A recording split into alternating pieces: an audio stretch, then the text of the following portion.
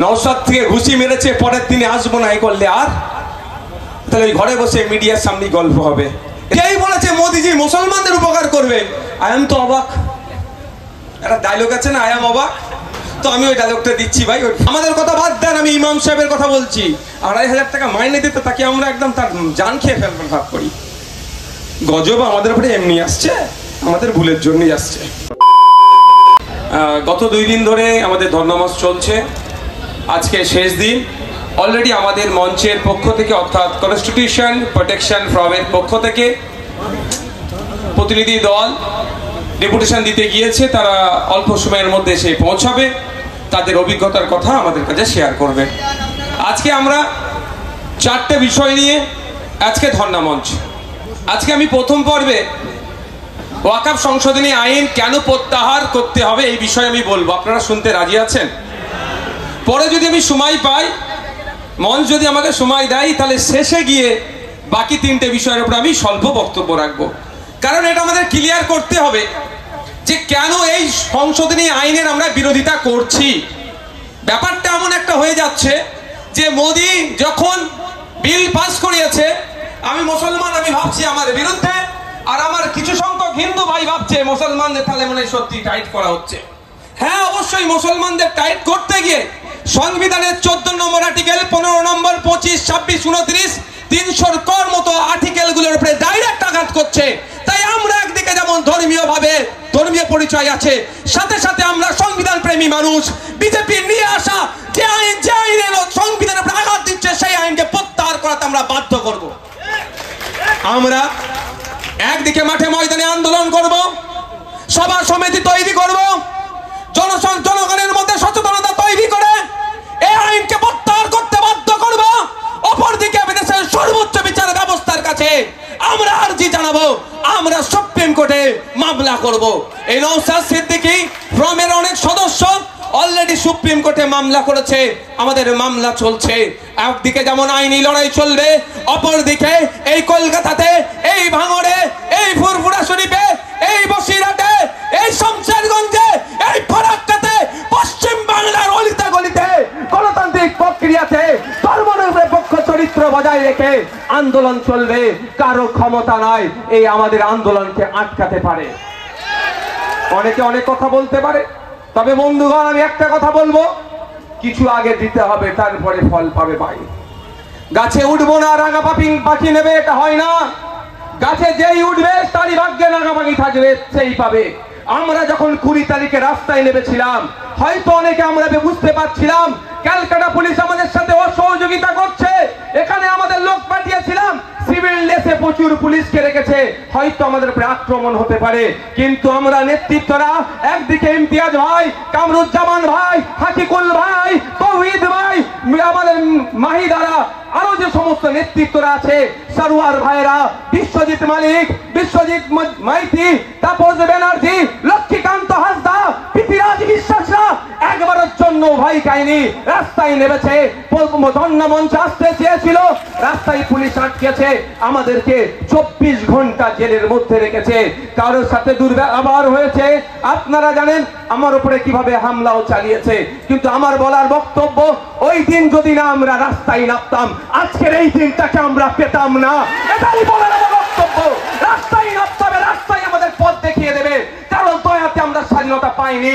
190 বছর ব্রিটিশদের বিরুদ্ধে বিনয়ী বাদল দীনেশ, আশফাকুল্লাহ, বিরসা মুন্ডা, ক্ষুদিরাম, ফুরফুরার বীরাউ আক্কার থেকে শুরু করে মাতঙ্গিনী হাজরা, শহীদ ক্ষুদিরাম বোস থেকে শুরু করে, গান্ধীপুরি থেকে শুরু করে, একে একে নেতাজি থেকে শুরু করে লাখো লাখো স্বাধীনতা সংগ্রামীরা রাস্তায় নেমেছিল বলে, আজকে ব্রিটিশদের বিরুদ্ধে লড়াই করেছিল বলে আমরা স্বাধীন দেশ পেয়েছি। আমরা সবাই জানি বিভিন্ন স্বাধীনতা সংগ্রামীদের। আমাকে জানেন তো 42 দিন জেলে রেখেছিল। আমি 420 দিন জেল খাটার জন্য প্রস্তুত আছি ভাই, মানুষের জন্য কথা বলে যাব। জেলে যখন ছিলাম আমি আমার দেশের বীর বাঙালি, বাংলা নিয়ে তো এখন অনেকের অসুবিধা হচ্ছে, কিন্তু এক বাঙালি স্বাধীনতা সংগ্রামীর নাম বলছি, শহীদ গোপীনাথ সাহা, যিনি 20 বছর বয়সের গন্ডি পার করেনি। ভাবতে পেরেছেন? আমাদের বয়স তো 32 বছর, আমার থেকেও 12 বছরের ছোট। এই বলে না একটু বাচ্চা ছেলে অনেক কাজ করছে, আরে আমার পূর্বপুরুষদের স্বাধীনতা সংগ্রামের ইতিহাস দেখুন। কয়েকদিন আগে দেখছিলাম অসমের মুখ্যমন্ত্রী আমাদের মাহমুদ মাদানী সাহেব সম্পর্কে অবাঞ্ছিত মন্তব্য করেছে। আমি এখানে আইবিডিআইবির মাধ্যমে সেন্ট্রালের কাছে খবর পৌঁছাতে চাই যে মাহমুদ মাদানীর পূর্বপুরুষকে দেখুন। যেই সময় ব্রিটিশ পিরিয়ড ছিল, এই মাহমুদ মাদানীর পূর্বপুরুষ হোসেন আহমদ মাদানী সাহেব ব্রিটিশদের সরকারে চাকরি করাকে হারাম ঘোষণা করেছিল। সেই সময় এই ব্রিটিশদের পাচার ছিল এরা। এরা আমাদেরকে ভয় দেখাবে? মাত্র 20 বছরের বয়সের নিচে দেশের জন্য, ব্রিটিশ মুক্ত হওয়ার জন্য জীবন উৎসর্গ করেছে, ফাঁসির কাটে চলেছিল শহীদ গোপীনাথ সাহা। কোন গুজরাটিকে এত অল্প বয়সে দেশের জন্য স্বাধীন হয়েছে জীবন দিয়েছে? বা এখন বিজেপি তার মাদার অর্গানাইজেশন আরএসএস এর এই ধরনের কোন ইতিহাস দেখাতে পারবেন না। সুতরাং বন্ধুগণ, আমরা বলার বক্তব্য 20 তারিখে নেমেছিলাম বলে আজকে এটা আমরা এত শান্তির সাথে করতে পারছি। 20 তারিখে আমরা 26 জন 96 জন গিয়েছিলাম, 96 জন বিভিন্ন সংগঠন, রাজনৈতিক সামাজিক সংগঠন মিলিয়ে। তো 96 জনের 24 ঘন্টা জেলের কাটানোর ফলস্বরূপ আমরা এখানে হাজার হাজার মানুষ নিশ্চিন্তে নির্বিঘ্নে বিগত 2 দিন থেকে আজ সন্ধ্যে 6টা পর্যন্ত প্রতিবাদ ধর্ণা চালিয়ে যেতে পারছি। 96 জনের তো আত্মত্যাগ ছিল। তো কোনো ভালো জিনিস সংগঠিত হতে গেলে ভাই কিছু ভাই আত্মত্যাগ করতে হবে। নওশাদ থেকে ঘুষি মেরেছে, পরের দিনে আসবো না করলে আর তাহলে ওই ঘরে বসে মিডিয়ার সামনে গল্প হবে, এর বাইরে আর কিচ্ছু হবে না। যেভাবে হয়ে যাচ্ছে, রাস্তায় নামতে হবে, রাস্তায় পথ দেখাবে। তাই বন্ধুগণ, আমি যে বিষয়ে বক্তব্য দেব 10 মিনিট হলে বলবে, একটু নক করে দেবেন তোমাকে। যে বিষয়ে দেবো, কেন এই সংশোধনী আইন আমরা বাতিল করতে বলছি। এই আইনে বলা, মোদিজি বলছেন মুসলমানদের উপকার করবে। আমার আগের একটা বক্তা বলেছিলেন কিভাবে মুসলমানদের ক্ষতি করছে, অ্যাডভোকেট একজন বললেন না, যেই বলেছে মোদিজি মুসলমানদের উপকার করবে, আই এম তো অবাক। একটা ডায়লগ আছে না, আই এম অবাক। তো আমি ওই ডায়লগটা দিচ্ছি ভাই। তো আমি, মোদিজি মুসলমানের উপকার করবে? যে মোদিজি গরিব হিন্দুদের উপকার করে না, যে মোদিজি দলিতদের উপকার করে না, যে মোদিজি আদিবাসীদের উপকার করে না, যে মোদিজি শুধুমাত্র শিল্পপতিদের স্বার্থ ছাড়া এক পা চলে না, সেই মোদিজি নাকি আবার মুসলমানের উপকার করবে? যেই মোদিজি দলের লোকেরা সকাল সন্ধ্যা মুসলমানদেরকে গালি দিচ্ছে, সেকেন্ড ক্লাস সিটিজেনশিপ বানানোর চক্রান্ত করাচ্ছে, সেই মোদিজি নাকি ভালো করবে। ওই জন্য একটু আমি পড়াশোনা করতে লাগলাম এই আইনটাকে নিয়ে, বিলটাকে নিয়ে। এমনি ভাই আমি খুব গোতো ছেলে, আমি খুব প্রচন্ড কুড়ে ছেলে, বাড়ির ছোট ছেলে তো একটু কুড়ে ভাই। তারপরে কষ্ট করে পড়াশোনা করতে হলো। এই আমাদের মাহিদা, তৌহিদ ভাই, বিশেষ কাজ তৌহিদ ভাই, আমরা একসাথে গ্রুপ করলাম, গ্রুপে স্টাডি করতে লাগলাম যে কি কি ভুল আছে দেখি। আমার তো অবাক, আমি সত্যিকারের কথা, যে এত উপকার করছে, কি কি উপকার করছে মোদিজি একটু শোনা দরকার তো নাকি ভাই? এই মোদিজি যে উপকার করছে, আগামী দিনে হিন্দু মুসলিম জৈন খ্রিস্টানের যে আমাদের ভ্রাতৃত্ব, সেটা নষ্ট করার চেষ্টা করছে। এখানে বলা হচ্ছে প্র্যাকটিসিং ইসলাম লাস্ট 5 বছর হলে আপনি ওয়াফ করতে পারবেন। ইটস মিন নন মুসলিম ভাইরা কেউ ওয়াফ কার করতে পারবে না। কিন্তু ভারতবর্ষের ইতিহাস, বিভিন্ন ধর্মের বর্ণের জাতের মানুষ এই ভারতবর্ষে বসবাস করছে। শ্মশানের জায়গার অভাব হয়েছে, মুসলিম ভাই এগিয়ে গেছে, শ্মশানের জায়গার ব্যবস্থা করে দিয়েছে। কবরস্থানের জায়গার অভাব, হিন্দু ভাই এগিয়ে এসেছে, কবরস্থানের জায়গা দিয়েছে, ওয়াকফ করে দিয়েছে। মন্দিরের জায়গার অভাব, মুসলমান এগিয়ে গেছে, মন্দির করতে জায়গা দিয়ে দিয়েছে। মসজিদের জায়গার অভাব, জৈন ভাই এগিয়ে এসেছে, মুসলমানকে জায়গা দিয়েছে, মসজিদ করো। এটা আমাদের ইতিহাস তো নাকি? এটা তো আমাদের ঐতিহ্য। এটাকে নষ্ট করার এক প্রথম ধাপ হচ্ছে এটা, যে কোনো মুসলিম ছাড়া অফ করতে পারবে না। তবে কোন মুসলিম হবে? লাস্ট 5 বছর প্র্যাকটিসিং ইসলাম হতে থাকতে হবে, না হলে পারবে না। এবার আপনারা বলুন যে প্র্যাকটিসিং ইসলামের ডেফিনিশনটা একবারের জন্য বলে দেয়নি, কি সংজ্ঞা হবে, শুধুমাত্র বলেছে প্র্যাকটিসিং ইসলামের বাইরে নয়। এবার বলুন প্র্যাকটিসিং ইসলাম কার? এত বড় যে জুব্বা পড়বে, সে যার দাড়ি এত বড় হবে, এরকম কিছু বলা নেই। যে 5 ওয়াক্ত নয় 6 ওয়াক্ত তাহাজ্জুদের নামাজ পড়বে, সে প্র্যাকটিসিং ইসলামের মধ্যে থাকবে। এবার বলুন কোন লোক যে অফ করতে গেল, অফ করতে যেতেই পারে তো ভাই। তাকে যদি অফিসার বলে, তুমি দেখলো মুখটা দেখে বললো, কই তোর তুমি তো নামাজ পড়োনি। ইমাম সাহেবও যদি যায়, ইমাম সাহেবও যদি যায়, যদি বলে ভাই তুমি তো নামাজ পড়োনি ঠিকঠাক, কেন? তোমার কপালে দাগ নাই। আচ্ছা, সব নামাজির ভাই কপালে দাগ আছে, তাহলে কি করে বুঝবে নামাজ পড়েছে কি পড়েনি? যা বাড়ি যাও। বাড়ি যাও, আগে ভালো করে নামাজ পড়ে আসো, তারপরে তুমি কি করবে, অফ করবে। সেই ইমাম সাহেব রাগের বাড়িতে গেল। আমাদের কথা বাদ দেন, আমি ইমাম সাহেবের কথা বলছি। 2,500 টাকা মাইনে দিতে তাকে আমরা একদম তার জান খেয়ে ফেলবার ভাব করি। গজব আমাদের উপরে এমনি আসছে, আমাদের ভুলের জন্যই আসছে। যা ইমাম সাহেবের নামাজকে, শরীর খারাপ হলে ওকে নামাজ পড়াতে হবে, 2,500 টাকা দিয়েছি তাকে আমি, কুড়ি বাবা যা। তো ইমাম সাহেব বাড়িতে গেল রাগে, কপালে কিছু দিয়ে দাগ টাগ করে, কপালে দাগ করে আবার পরের সপ্তাহে এসেছে, আমার কপালে দাগ, আমি নিয়মিত নামাজ পড়ি, তো আমি দান করব। যদি অফিসার বলে এবারে 29টা রোজা গেল, আপনি 4টে ছেড়ে দিয়েছেন, 25টা রেখেছেন, ঠিকঠাক মুসলমান আপনি নয়, আবার 5 বছর পরে রোজা রেখে আসবেন, কিছু করতে পারবেন? পৃথিবীতে কোনো মেশিন আছে আমার গায়ে লাগিয়ে বলতে পারবে রোজা রেখেছি কি রাখিনি, কটা রোজা রেখেছিল বলতে পারবে? তাহলে আমি যে অফ নতুন ভাবে করতে যাব, তাহলে আমার সাথে বৈষম্য হচ্ছে। সংবিধানের 15 নম্বর আর্টিকেল কি বলছে? এটা শুধু মুসলমানদের উপর আঘাত দেওয়া হচ্ছে না, জাত, ধর্ম, বর্ণ, লিঙ্গ, ইভেন জন্মস্থানের পার্থক্য নিয়ে কারোর সাথে বৈষম্য করা যাবে না। হিন্দু এন্ডোমেন্ট অ্যাক্ট, আমার হিন্দু ভাইদের মন্দির, ধর্মস্থানের সম্পত্তি রক্ষার্থে ঠিকঠাক দেখভালের জন্য হিন্দু এন্ডোমেন্টস অ্যাক্ট আছে। সেই অ্যাক্টে কি বলা আছে? 5 বছরের জন্য হিন্দু হতে হবে, তারপরে তুমি সম্পত্তি দিতে পারবে। খ্রিস্টান ভাইদের গির্জার সম্পত্তি রক্ষণাবেক্ষণের জন্য আইন আছে দেশে। তো ওই আইনের মধ্যে কি বলা আছে? যে 5 বছর ধরে আপনাকে প্র্যাকটিসিং খ্রিস্টান হতে হবে, তারপরে আপনি সম্পত্তি দান করবেন। পার্সি ভাইদের সম্পত্তির, ধর্মীয় সম্পত্তি রক্ষণাবেক্ষণের জন্য আইন আছে, সেই আইনের মধ্যে কোনো জায়গায় বলা নাই।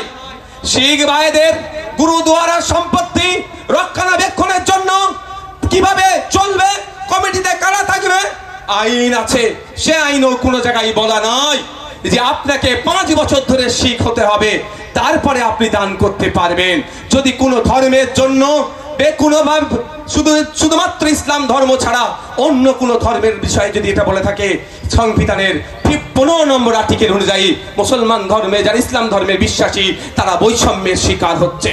তাই আজকে আমরা এই ধর্মমঞ্চ থেকে দাঁড়িয়ে দেশের প্রধানমন্ত্রীকে বলতে চাই, আপনি হয়তো সংখ্যার জোর দেখিয়ে আপনি পার্লামেন্টের উভয় কক্ষ থেকে বিল পাস করিয়ে নিয়ে আইনে পরিণত করতে চাইলেও আমাদের দেশের সর্বোচ্চ বিচার ব্যবস্থা সুপ্রিম কোর্টে আমরা মামলা করেছি, আমরা আইনের মাধ্যমে আপনার ওই সংখ্যার ভারীকে আমরা পেনের খোঁচাই আমরা দুর্বল করব। সংবিধান দিনের শেষে জিন্দাবাদ হবে। সংবিধানের 15 নম্বর আর্টিকেলকে কোনোভাবে আমাদের বিশ্বাস, আস্থা দেশের সর্বোচ্চ বিচারালয়ের প্রতি যে 15 নম্বর আর্টিকেলকে কোনোভাবে ভায়োলেট হতে দেবে না। এখানে বলা আছে, আর এটা আপনারা অবাক হবে, সারা ভারতবর্ষে মনে হচ্ছে 31 না 32টা ওয়াকফ বোর্ড আছে। এবার ওয়াকফ বোর্ডগুলো যদি লুট করে তাদের ফল্ট। ওয়াকফ বোর্ড পরিচালনার দায়িত্ব যখন ওমর ওয়াজ সাহেবরা আসবে, ওয়াকফ বোর্ডের পরিচালনার দায়িত্বে যখন আমাদের জালাল সাহেবরা আসবে, ওয়াকফ বোর্ডের পরিচালনার দায়িত্ব আমাদের যখন সাদিকরা আসবে, ওয়াকফ বোর্ড পরিচালনার দায়িত্ব যখন আমাদের বাজিদ ভাইরা আসবে, তখন আমরা ইমানদারের সাথে চালাবো, 1 টাকা এদিক ওদিক হতে দেব না। কিন্তু এখন ওয়াকফ বোর্ডে কিছু একদম অর্ধেক চোরের দল বসে আছে। তো ওয়াকফ বোর্ডের ওয়াকফে আওলাদ যে সম্পত্তিগুলো আছে তার প্রতি বছরে রেভিনিউ এসে হিসাবে 7% ওয়াকফ বোর্ডে জমা হয়। ওই 7% টাকা থেকে কি হয়, পড়াশোনার ক্ষেত্রে আগে লোনের ব্যবস্থা ছিল, বিবাহের ক্ষেত্রে, আবার বিভিন্ন সামাজিক কর্মকাণ্ডের জন্য ওয়াকফ বোর্ড দিত। সেই 7% গুলো ওয়াকফ বোর্ডে জমা হবে। মোদিজি মুসলমানদের ভালো করতে গিয়ে 7% এর পরিবর্তে 5% করছে। তাহলে দুর্বল হচ্ছে না শক্তিশালী হচ্ছে ভাই? 100 টাকায় আগে 7 টাকা জমা হতো ওয়াকফ বোর্ডে, এখন বলছে 100 টাকায় 5 টাকা জমা করো। মোদিজি যদি তাহলে 5 টাকা জমা করলে বোর্ড শক্তিশালী হবে না দুর্বল হবে? আর্থিকভাবে ক্ষতি হচ্ছে তো। মোদিজি যদি 7-এর জায়গায় 14 টাকা বলতো না, আমি মোদিজিকে শাবাশি দিতাম অন্তত, যে অন্তত একটা উনি ভালো কাজ করেছেন। এইভাবে দুর্বল করছে ওয়াকফ বোর্ডে। আগে ছিল ওয়াকফ সম্পত্তি নিয়ে দুর্নীতি করলে 2 বছর পর্যন্ত জেল হবে। মোদিজি এত ভালোবাসে আপনাদেরকে, সংখ্যালঘু মুসলমানদেরকে, আবার সংখ্যালঘু মুসলমানের মধ্যে থেকে তো আমার মায়েদেরকে নাকি আরো বেশি ভালোবাসে। আমরা কি দেখলাম, ওয়াকফ সম্পত্তি নিয়ে দুর্নীতি করলে 2 বছর পর্যন্ত জেলের যেখানে হতো সেইটা কমিয়ে মাত্র 6 মাস করে দিয়েছে। মানে কি, দুর্নীতি বাড়াও। মোদিজি সত্যিকারের অর্থে এই বিজেপি সরকার কেন্দ্রের যদি সত্যিকারের অর্থে ওয়াকফ সম্পত্তিকে রক্ষা করার চিন্তা ভাবনা থাকতো তাহলে ঘোষণা দিত ওয়াকফ সম্পত্তির দিকে তোরা চোখ তুলে তাকাবি না। ওয়াকফ সম্পত্তি নিয়ে কেউ দুর্নীতি করলে এখন 2 বছর জেল, ওটাকে বেরিয়ে আমরা 12 বছর জেল দিব। তাহলে নওশাদ সিদ্দিকী মোদিজির নামে জয়ধ্বনি দিতাম, দেশের প্রধানমন্ত্রীর নামে তা করলো না, জেলের এটা কমিয়ে দিল, মানে বেশি করে লুট করো। আর কি হচ্ছে ওয়াক বা ইউজার, আমি বেশ মেজর পয়েন্টগুলো বলছি ভাই, অসুবিধা হচ্ছে না তো কারো? হলে বলবেন, আমি শেষ করে দেবো ভাই। আমাদের বক্তব্যতে অনেক এক্সাইটেড হয়ে একটা কথা বলেছে, আমি সহমত নয়, ওই কাপুরুষ বলে একজন সম্বোধন করে ফেলেছে। আমি মঞ্চের পক্ষ থেকে আমি দায়িত্ব নিয়ে ওর শব্দটা প্রত্যাহার করছি। আমি একজন প্রেসিডেন্ট মানে সভাপতি মণ্ডলীর মধ্যে একজন হিসাবে এই শব্দটাকে আমি প্রত্যাহার করে নিচ্ছি। ওটা হয়তো হিট অফ দ্য মোমেন্ট বেরিয়ে গিয়েছে, আমরা কাউকে তো যে টেস্ট করিনি কে কি, সুতরাং ওটা বলতে পারবো না, ওটা মেডিকেল টেস্ট হলে বলা যাবে, তা আমি ওটা বলতে পারছি না, আমি শব্দটাকে প্রত্যাহার করে নিলাম। আরও যদি কোনো শব্দ কারো ব্যক্তিগত আঘাত পেয়ে থাকে, আমরা মঞ্চের পক্ষ থেকে প্রেসিডেন্ট যে কোটার মধ্যে থেকে আমিও একজন, আমি সেটাকে প্রত্যাহার করছি বা আমি ক্ষমা প্রার্থী। কি বলছিলাম আপনাদের কাছে মনে আছে তো নাকি? ওয়াক বা ইউজার, সহজে যদি কি বলি, মৌখিক দান। আপনার আমার পূর্বপুরুষেরা আমাদের কিছু সম্পত্তি মৌখিক দান করে গিয়েছে। কেমন ভাবে? আপনার পাড়ায় একটা কবরস্থান আছে, এখন 200 বছর পুরাতন খোঁজলেন, কবরস্থান ছিল না। কোথায় ছিল? 10টা গ্রাম পরে, শীত গ্রীষ্ম বর্ষাতে লাশ নিয়ে গিয়ে ওখানে দাফন করতে হতো। আপনার দাদুদেরকে আমার অনেকের দাদুরা ডেকেছে যে তোরা 10টা গ্রাম পরে যে কবর দিস, শীত গ্রীষ্ম বর্ষাতে অসুবিধা হয়, এলে আমার ওই বাঁশবাগানের ওই ধারে নদীর গাবাতে যেখানে হোক না কেন, আমার 3 বিঘে জমি কি 2 বিঘে জমি আছে, আজ থেকে আল্লাহর রস্তে গ্রামের মানুষকে দিয়ে দিলাম, তোরা এখানে কবর দিবি। এইভাবে তো চলে আসছে ভাই। একইভাবে মসজিদ, আপনাদের বলে রাখি, আমি কদিন আগে হরিপালে একটা ওয়াকফ সম্পত্তি নিয়ে ঝামেলাতে গিয়েছিলাম, আপনারা জানেন তো? ওই সম্পত্তিটা কিন্তু মুসলমান ভাই দান করেনি, নন মুসলিম হিন্দু সমাজের মানুষ দান করেছিল। এটা আমাদের ভাই, আমাদের ইউনিটি এটা। সেটা আবার শাসক এখন লুটে খাওয়ার চেষ্টা করছে। যাক, তাহলে ওই কবরস্থানের কাগজ আপনি পাবেন, কিন্তু ওই কবরস্থানের ওয়াকফের কাগজ পাবেন না, মালিকানার কাগজ পাবেন। ওয়াকফ এখানে ওয়াক বা ইউজার মৌখিক দান করেছে। এবার হচ্ছে আমার প্রশ্ন, মোদিজি যদি বলতেন 2025 সালে এই আইন পাস হচ্ছে, আজ থেকে নির্দেশনা দেওয়া হচ্ছে মৌখিক যদি কেউ দান করে সেটা আর মৌখিক দান হবে না, সরকার সেটাকে ফিরিয়ে নেবে, সেটা করলেন না। আজ থেকে 500 বছর পূর্বেরও মৌখিক দানের সম্পত্তিটা মোদিজি লুট করতে চাইছে। হ্যাঁ, আমি এই ভাষাই বলছি। আজকে অনেকে ভাবছে মাদ্রাসার মধ্যে জায়গা যাচ্ছে, মসজিদের জায়গা যাচ্ছে, আমি চুপ করে থাকি। আরে বন্ধু, এটা মাথায় রাখবেন, আজকে মাদ্রাসার জায়গাটাই নজর পড়েছে, মসজিদের জায়গাটাই নজর পড়েছে।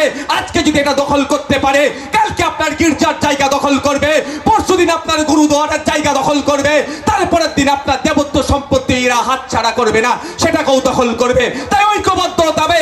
আজকের দিনেই কোনো ধর্মস্থানের জায়গা এই মোদী সরকার অবৈধভাবে দখল করতে আমরা দেব না। লড়াইটা চালাতে হবে। কেন করছো ওয়াক বা ইউজার? কলকাতার 10টা প্রাইম প্রপার্টি, একটাই আমাদেরকে কেন মঞ্চ বানতে দেয় না জানেন? এটা বললে আবার বলবে পার্টির কথা বলে ফেলছে। আমি ভেবেছিলাম আমাদের পার্টির নামও নেব না, কিন্তু বলতে বাধ্য হচ্ছি। আমি এর আগে বলেছিলাম কি খেয়াল আছে, ক্যামাকি স্ট্রিটে ওয়াকফের সম্পত্তি আছে, আমি নাম ধরে বলে দেবো কত নম্বর দাগ, 5 নম্বর কামাকি স্ট্রিট, যেখানে তৃণমূল কংগ্রেসের পার্টি অফিসে বিল্ডিং এ, ওখানে মদে আছে, বার আছে, অনেক কিছু আছে। ওটা মুসলমানদের ওয়াকফ প্রপার্টি লুট করে খাচ্ছে। সময় আসলে ওই জায়গাও আমরা উদ্ধার করব। আমি যদি তথ্য দিয়ে বলছি, আমি যদি ভুল বলি, আমার বিরুদ্ধে মানহানির মামলা ঠুকতে বলবেন। যেটাতে তৃণমূলের পার্টি অফিস আছে, ওই 5 নম্বর কামাকি স্ট্রিট, 5 নম্বর কামাকি স্ট্রিট, ওটা ওয়াকফ সম্পত্তি। বাংলার একজন আইকনিক পার্সন ছিলেন, বাংলার একজন নোটেবল পার্সন, ইস্পাহানিদের নাম, যার নাম ছাড়া বাংলার ইতিহাস অসম্পূর্ণ। সেই ইস্পাহানিদের জায়গা লুট করে ওরা ওখানে বার চালাচ্ছে, মদের দোকান, রাজনৈতিক কারবারিরা ওখানে হই হই করছে। যাতে না আমরা বুঝতে পারি আমাদেরকে ভুলিয়ে দেওয়ার জন্য কলকাতার রাজপথে আমাদের আসতে দিচ্ছে না। তবে একটা বলতে চাই, এখানে স্টেটের আইভির মাধ্যমে নওশাদ সিদ্দিকী ভুলে যাওয়ার ছেলে নয়।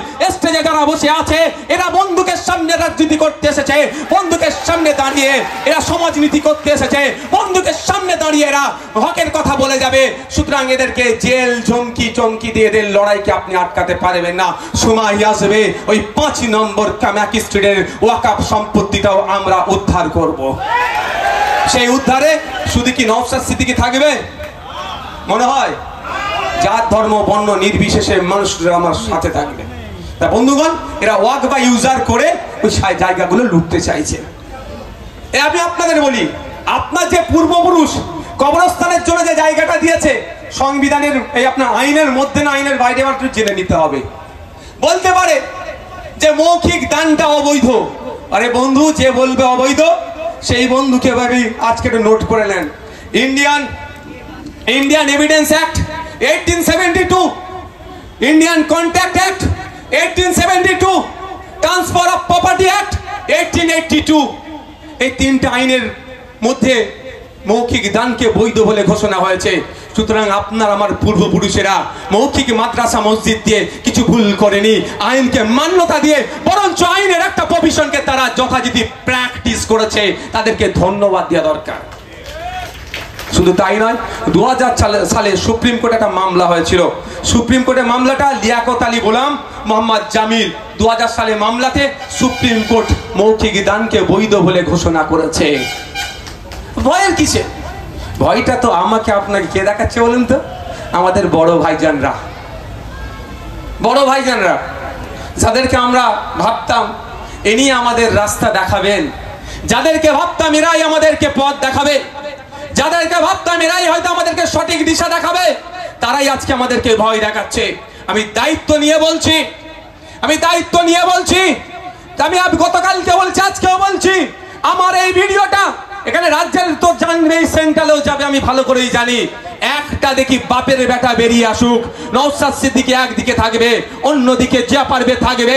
এই ওয়াকফ আইন করে মুসলমানদেরকে শোষণ করা হবে, মুসলমানদের মাদ্রাসা মসজিদ কেড়ে নেবে, এটা আমি বলছি। আর ওরা বলছে মুসলমানদের উপকার করবে। এই মর্মে আমি চ্যালেঞ্জ বসতে রাজি আছি। একদিকে শুভেন্দু অধিকারী থেকে শুরু করে যত বড় নেতা আছে বসিয়ে দেন, অপরদিকে এই মঞ্চের পক্ষ থেকে আমাকে ছেড়ে দেন, ওদেরকে আমি ন্যাজে গোবরে করে ছেড়ে দেবো।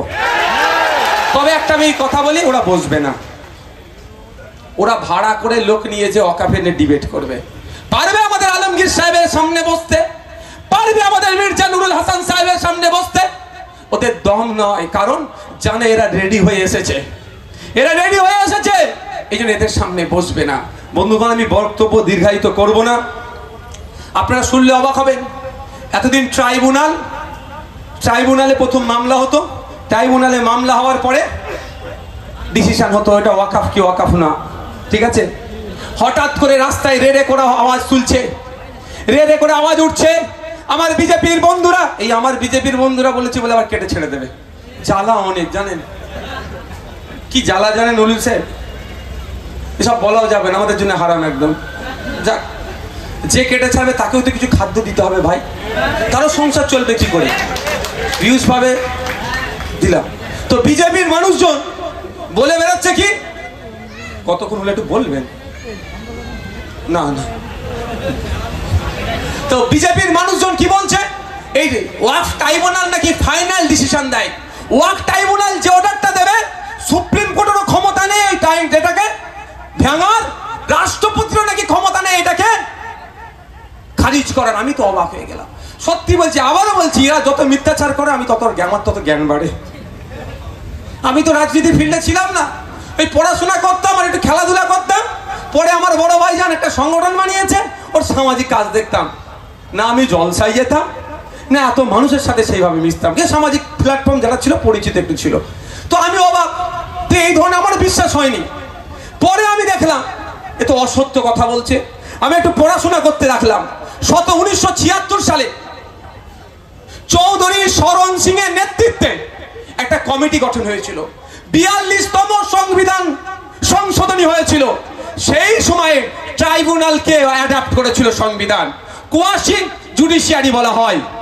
কারণ কোর্টের উপরে ডাইরেক্ট এত চাপের জন্য এখানে অ্যাডভোকেট আছে প্রায় পশ্চিম বাংলায় ভারতবর্ষে 14 রকম ট্রাইব্যুনাল আছে। তার মধ্যে একটা ট্রাইব্যুনাল ওয়াকফ ট্রাইব্যুনাল।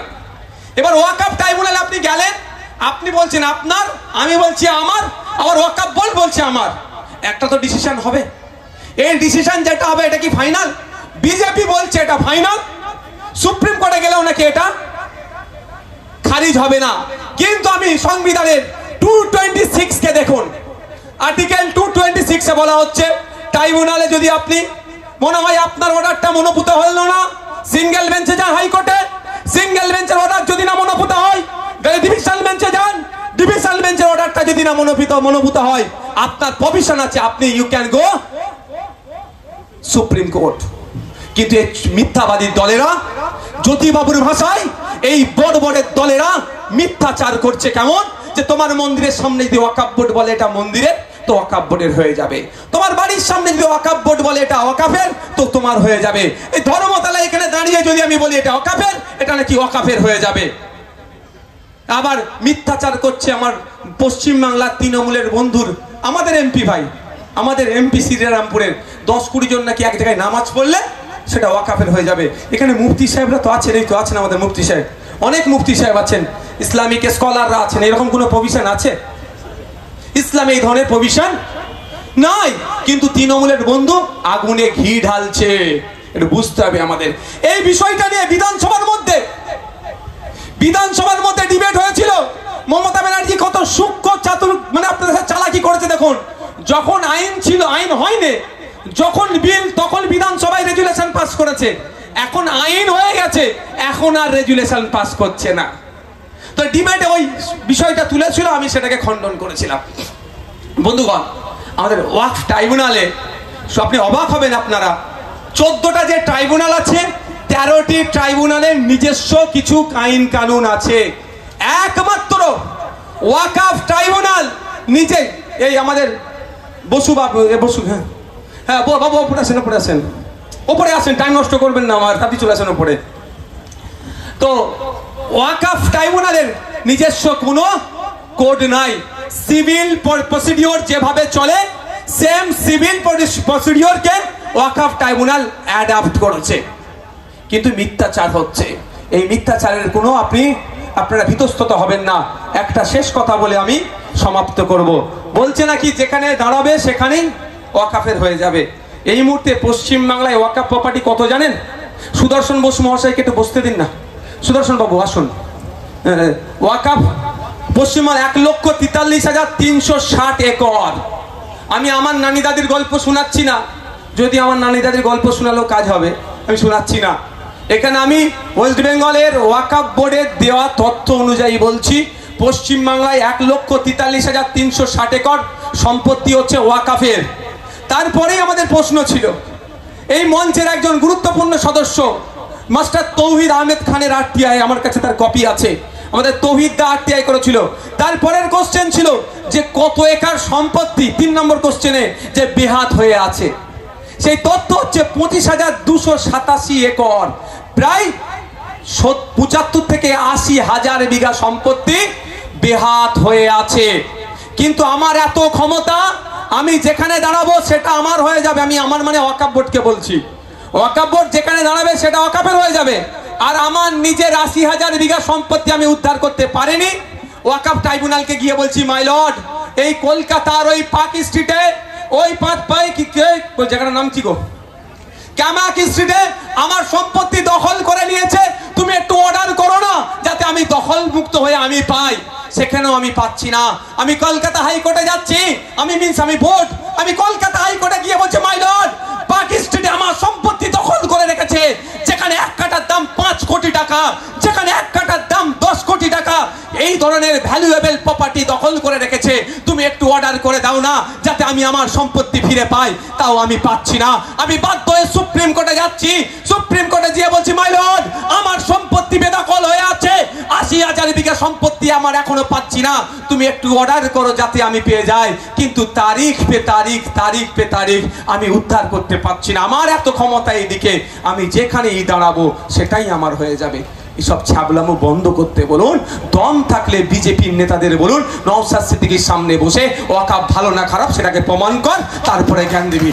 বন্ধুগণ, আমি বক্তব্য দীর্ঘায়িত করব না, তবে মনে রাখবেন ওয়াক বা ইউজার আর একটা খাতারনাক আর একটা আছে ইন্ডিয়ান লিমিটেশন অ্যাক্ট 1963-তে আইনের বিশেষজ্ঞরা আছে। কোনো জায়গায় 10 বছর না 12 বছর ভাই, 12 বছর কোনো যদি পাবলিক প্রপার্টিতে কেউ বসে পড়ে সেটা তার তুলতে পারবেন না, কাগজে কলমে মালিক না হলেও সত্তার মালিক হয়ে গেল। এটা ইন্ডিয়ান লিমিটেশন অফ অ্যাক্ট 1963।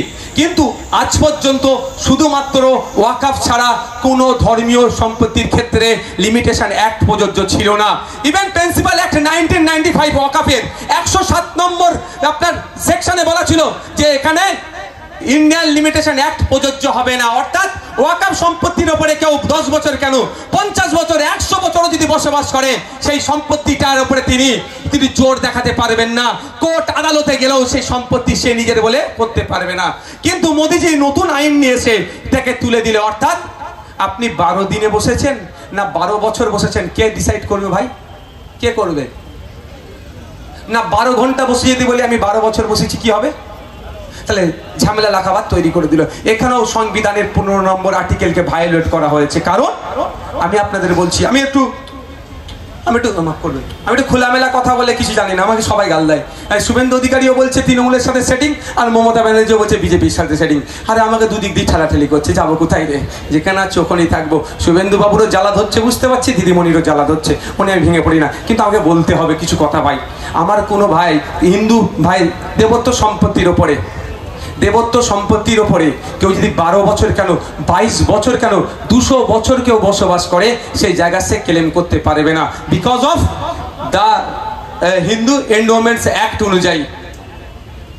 শিখ ভাইদের গুরুদুয়ারার সম্পত্তিতে কেউ যদি বসবাস করে 12 বছর কেন 2200 বছর বসবাস করলে এখন পর্যন্ত যে আইন আছে জীবনে সে ও দাবি ডিমান্ড করতে পারবে না, কারণ আইন আছে।